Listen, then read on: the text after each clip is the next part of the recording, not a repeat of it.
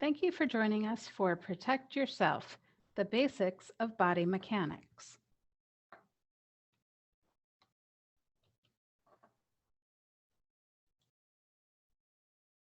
Today we are going to review proper body mechanics as well as transfer techniques. Just some basics. Plan your transfer before you begin. Tell your client what you are going to do and tell the client what they need to do. Assure them that you are in control at the start and during the transfer. Let the client do as much work as they are able to. Be patient. Think of equipment as devices that will make your life easier. Ask for help when you need it, and be realistic. Help the client also to be realistic.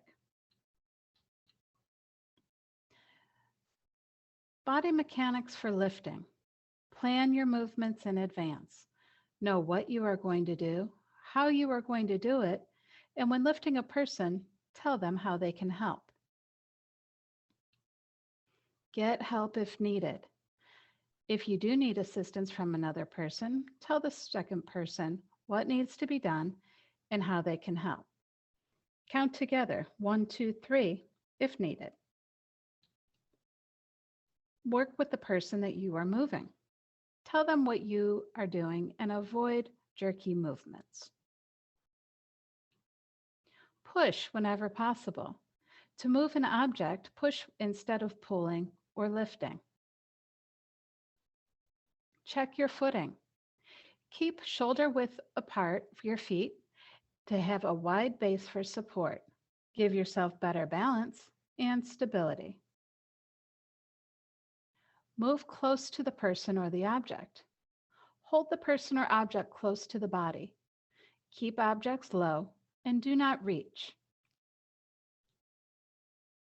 Squat. Do not use back muscles. Bend hips and knees. Keep a straight back and lift with the legs. Do not lift with the arms stretched out, and you should lift with the arms close to the body. Turn, do not twist. Take small steps to turn. Do not twist the body. Transfer techniques for bed mobility. Know your patient's limits and precautions, back or hip problems if they have them. Get down to the bed level. Use rails or furniture to let the patient help themselves. A draw sheet can help for positioning the patient. Watch out for shear or friction. A firmer surface is easier to move on as well as to sit on. The stand pivot transfer technique for bed transfers. Bend at the knees up towards the client's chest. Roll the shoulder and hip forward towards the side of the bed and lift the client's head while at the same time guiding the legs off the bed. Rolling in bed or log rolling technique. This is done to limit the movement of the spine. Bend the patient's knees. While rolling, keep the shoulders, knees, and hips in a straight line, much like a log.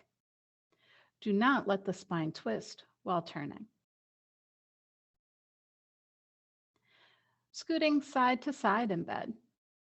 Bend the knees of the person that you're assisting with the feet flat on the bed.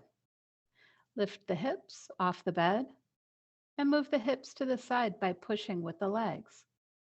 Push down with the elbows to help if needed. The sitting to stand technique. Assess practicality. Know the weight-bearing limits of the patient.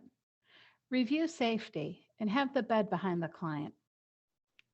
Explain the steps to stand. Forward lean, knees straight, hips in, and stand up into the device for assistance, such as a walker or a cane. Assess the balance again. A stand and pivot transfer for sitting to standing. The chair should be placed at 30 to 35 degree angle from the patient.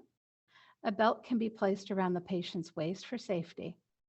The chair should be stabilized. If using a wheelchair, lock the brakes and remove the leg rests. Move the client to the edge of the bed.